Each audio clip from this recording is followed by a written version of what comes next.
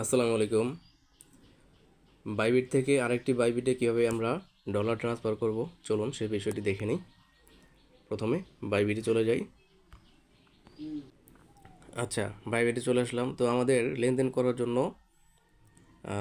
Pass কি অথবা fund কি, গোল অথেন্টিকেটর এগুলো অ্যাড করা থাকতে হবে অবশ্যই। তো এখানে একটা ক্লিক করি, এরপর সিকিউরিটি। এবার হলো এই দেখেন আমার এখানে এগুলো অ্যাড করা আছে, ঠিক। ফান্ড পাসওয়ার্ড, পাস কি, গুগল অথেন্টিকেটর এগুলো যদি আপনারা না জানেন কীভাবে করতে হয় তাহলে ইউটিউবে অনেক ভিডিও আছে, এগুলো দেখে নেবেন। তো ব্যাকে চলে যাই, এখন ক্লিক করব অ্যাসেট। আচ্ছা, আর আরেকটা বিষয় হলো ডলারগুলো থাকতে হবে ফান্ডিংয়ে, ঠিক আছে। তো যদি ইউনিফাইড ট্রেডিংয়ে থাকে তাহলে ফান্ডিংয়ে কীভাবে আনবেন, এর জন্য ক্লিক করব ট্রান্সফার। ট্রান্সফার ক্লিক করার পরে এই যে এখানে ক্লিক করব, অথবা এখান থেকেও আমরা নিতে পারি, ঠিক আছে। আমি দেখাই আপনাকে, এখানে ক্লিক করে এখানে থাকবে মনে করেন ইউনিফাইড ট্রেডিং। এখন ইউনিফাইড ট্রেডিং থেকে আমরা নেব ফান্ডিং অ্যাকাউন্ট। এই যে এখান থেকে এখানে আসবে, এখান থেকে আমরা বিটিসির এখানে ইউএসডিটি নিব। ওকে, এখান থেকে ম্যাক্স করে দেব। ম্যাক্স করে দেওয়ার পর এখানে কনফার্ম দিব।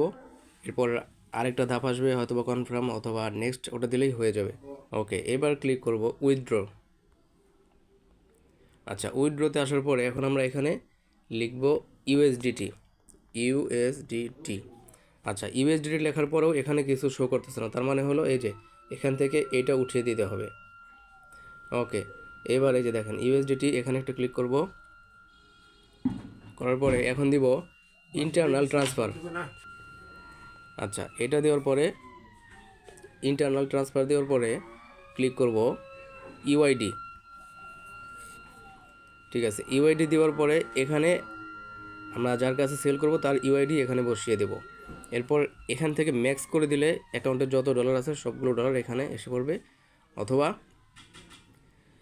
যদি অল্প সেল করতে চান, যাই সেল করবেন এখানে লিখে দিবেন। তারপর এগুলো সব কিছু দিলে পরে এখানে উইথড্র অপশন চালু হবে। উইথড্র দেওয়ার পরে আপনার ফান্ড পাসওয়ার্ড, পাস কি অথবা যেটাই চায় ওটা দিলেই হয়ে যাবে।